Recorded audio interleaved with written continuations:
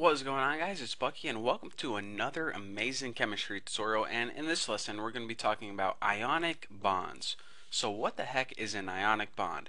An ionic bond is basically whenever you have two ions, a cation and an anion, and they have opposite charges. So remember the old rule, opposites attract? They're going to attract each other and form a bond. Pretty weird, huh? So let's go ahead and take a look at an example of when this would happen. This happens a lot whenever we're making salts, and we'll go ahead and talk about table salt.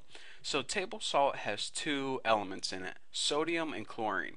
Now sodium, which is Na, how they came up with that is beyond me, but it has an electron configuration of 1s2, 2s2, and this is actually important. I'm not just writing this down for fun. 2p6 and 3s1. Now let's go ahead and take a look at this. For valence electrons, remember, it's how many electrons are in the outermost energy level. It has one valence electron. Its outermost energy level is energy level 3, and in that energy level it has one valence electron. Now if we go ahead and take a look at another element, let me find a good color for chlorine. Now the symbol for chlorine is Cl, and the electron configuration for this is 1s2, 2s2, 2p6, and the third energy level is also the valence energy level for chlorine. But this one is 3s2 and 3p5. So let's go ahead and take a look at how many valence electrons are in chlorine. Well, the third energy level is the outermost energy level, and it has 2 plus 5, which is 7 valence electrons.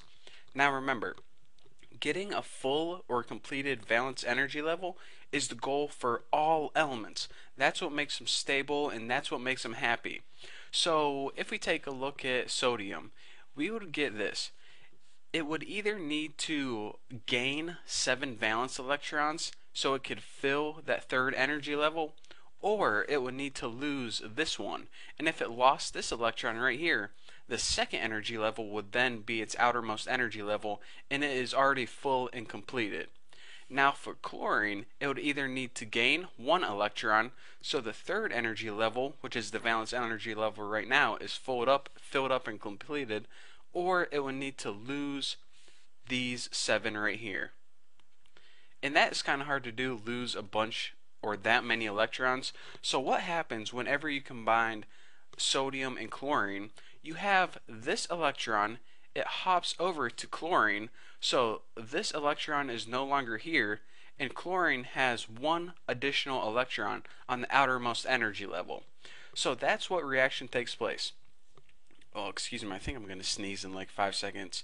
So what happens again is sodium loses 1 electron and it becomes a positively charged ion. And remember, we call positively charged ions cations, and we're going to go ahead and write it just like this. Na with a plus is a superscript. Now what happens to chlorine is, since it gains that electron, it now has more electrons than protons, and it becomes a positively charged ion, or excuse me, a negatively charged ion. And we call negatively charged ions anions. Remember that N for negative, just like that.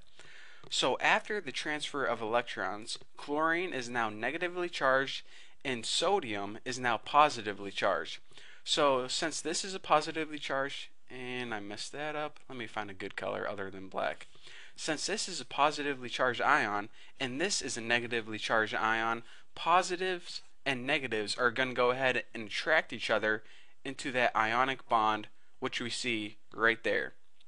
So again, an ionic bond is basically 2 or more ions that attract each other because they have opposite attractions.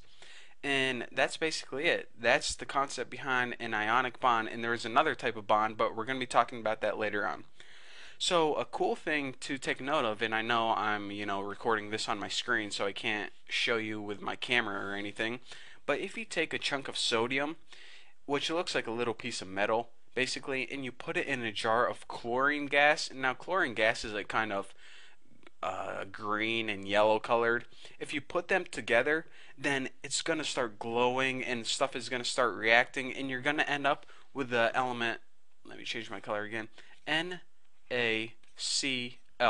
And this element is called sodium chloride, and this is actually table salt. That's something you can eat because chlorine gas is actually, it'll kill you if you breathe it. And straight sodium isn't that great for you either. But if you combine them, it just makes table salt, which is actually pretty cool.